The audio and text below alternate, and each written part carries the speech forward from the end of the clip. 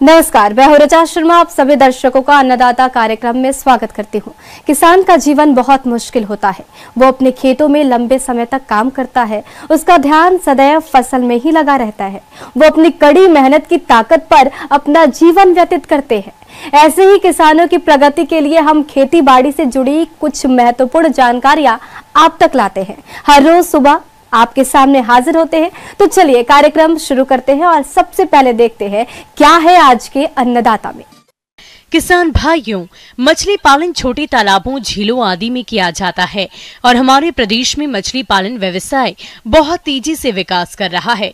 आज बहुत से किसान मछली पालन करके अच्छा मुनाफा भी कमा रहे हैं और मछली पालन व्यापार से अपना जीवन व्यतीत कर रहे हैं। लेकिन इनके पालन में कुछ जरूरी बातों का खास ख्याल रखना जरूरी होता है, जिसकी जानकारी के लिए हम आपकी मुलाकात करवा रहे हैं मत्स्य विज्ञान महाविद्यालय जबलपुर की प्रमुख वैज्ञानिक डॉक्टर सोना दुबे से। मछली पालन एक बहुत ही लाभकारी व्यवसाय है।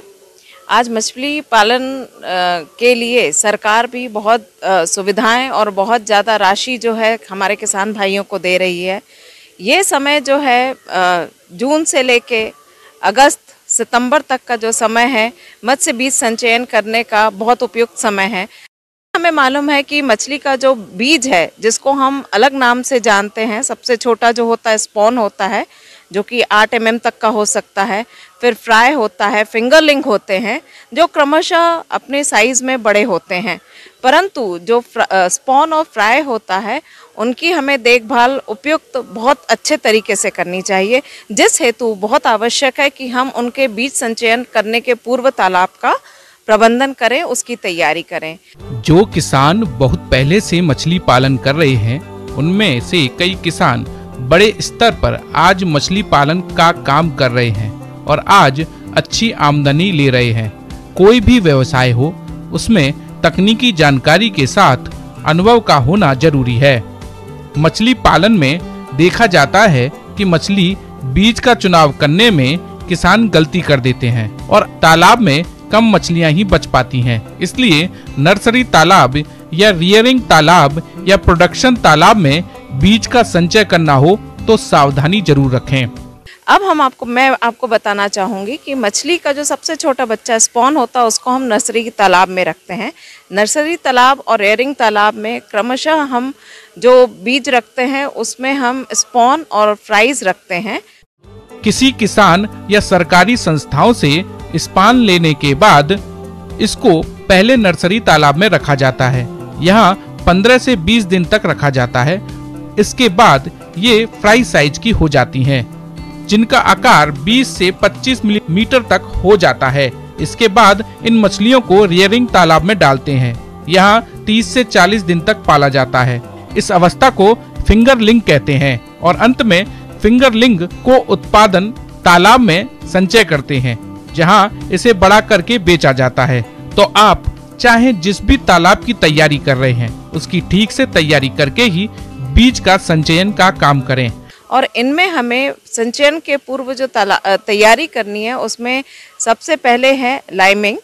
लाइमिंग में हम चूने का उपयोग करते हैं, जिससे कि उसके कीट और जो मिट्टी की क्वालिटी है, उसका हम पीएच नियंत्रण कर सकें। इसमें कैल्शियम ऑक्साइड हम डालते हैं, जो कि मिट्टी के और पानी की जो पीएच होता है, उसकी मात्रा के लिए उपयुक्त होना चाहिए। अगर इसमें कुछ संतुलन नहीं रहता है, तो मछलियों की ग्रोथ में भी असर आता है और पानी की क्वालिटी जो है, गुणवत्ता खराब होती है, और जिससे मछलियों में रोग आने की संभावनाएं बढ़ जाती हैं। तो चूने का जो हम प्रयोग करते हैं, वो 250 किलो पर हेक्टेयर के हिसाब से करते हैं, अगर काली मिट्टी हो तो। और अगर एसिडिक होता है, तो उसमें हम 500 kg पर हेक्टेयर के हिसाब से करते हैं। जैसे जैसे पीएच कम होता जाता है, वैसे वैसे हम इस लाइम की मात्रा को बढ़ाते जाते हैं। साथ ही जो हम मैन्योरिंग करते हैं, जिसमें हम फर्टिलाइज़र डालते हैं, तो इसमें हम गोबर की खाद, ज़्यादातर मुर्गी की खाद हो सकती है, गोबर की खाद, इसमें थोड़ा सा यूरिया और सिंगल सुपर फॉस्फेट डाल सकते हैं।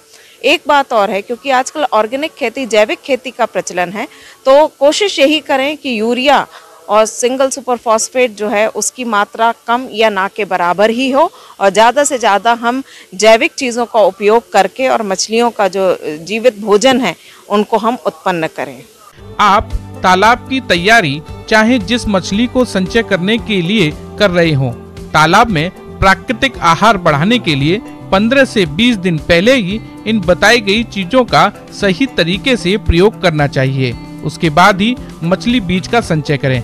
अगर आप उत्पादन तालाब में मछली बीज संचय कर रहे हैं तो संचय दर, प्रजातियों और आहार के साथ कई और विशेष बातों का ध्यान रखें, जैसा कि बताया जा रहा है। मछलियों को जो आमतौर पे हम पालते हैं तो इंडियन मेजर कार्प, जिनको हम भाकुर मछलियां भी बोलते हैं, जिसमें कतला, रोहू, मृगल, अगर हम 3 प्रजातियों की मछलियों को एक साथ रख रहे हैं जिसको कि हम कॉम्पोजिट फिश कल्चर बोलते हैं, तो उसमें कतला सबसे ऊपर की सतह में रहती है, रोहू जो होती है कॉलम में या बीच में रहती है, और मृगल सबसे नीचे रहती है। तो किसान भाई हमारे इन तीनों प्रजातियों का एक ही तालाब में पालन कर सकते हैं।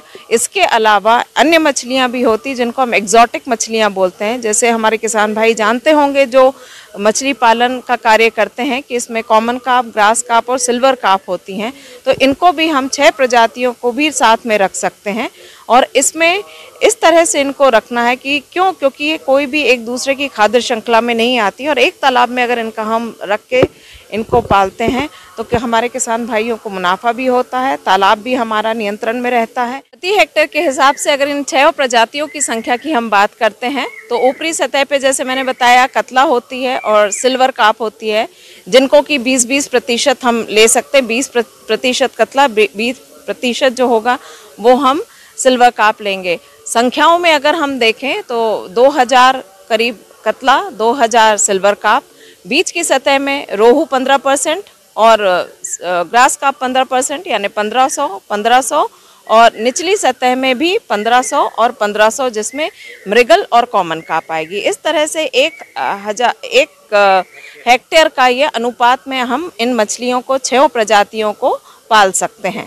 मछली बीजों को जब हम हमारे हैचरी यूनिट से जब स्पॉन को ट्रांसफ़र करते हैं तो उस समय कुछ सावधानियों को हमको बरतना है, चाहे वो स्पॉन हो, चाहे फ्राई हो, चाहे फिंगरलिंग हो, क्योंकि उनको हैचरी से या एक स्थान से, छोटे स्थान से दूसरे स्थान लेके जाते हैं, या हमारे किसान भाई जैसे हमारे मछली का जो प्रक्षेत्र है वहाँ से लेके जाते हैं, तो ज़रूरी है कि जब वो लेके जाएं तो अच्छे से उनको पॉलीथीन बैग में पानी और ऑक्सीजन की मात्रा में उनको लेके जाएं। कहीं से ऑक्सीजन लीक नहीं होना चाहिए, बहुत ज़्यादा घर्षण नहीं होना चाहिए, और जब वो तालाब में उनको डालते हैं तो ये बहुत ज़रूरी है कि पैकेट को खोलने के बाद थोड़ा सा पानी हमारे जो बैग होता है उसमें अंदर बाहर थोड़ा सा होने जाए, यानी जो हमारे तालाब का पानी है वो हल्का सा अंदर बैग में लें, धीरे धीरे उसको मिक्स करें। इसके बाद वो पूरा के पूरे जो बच्चे हैं वो तालाब में छोड़ दें, जिससे कि उनको स्ट्रेस ना हो। टेम्परेचर अलग हो सकता है, पानी की क्वालिटी अलग हो सकती है 2 जगह की, बहुत तो नहीं पर हाँ थोड़ा फर्क पड़ सकता है। और मछली का पालन जो है अगर हम करते हैं तो एग्रीकल्चर के साथ भी कर सकते हैं।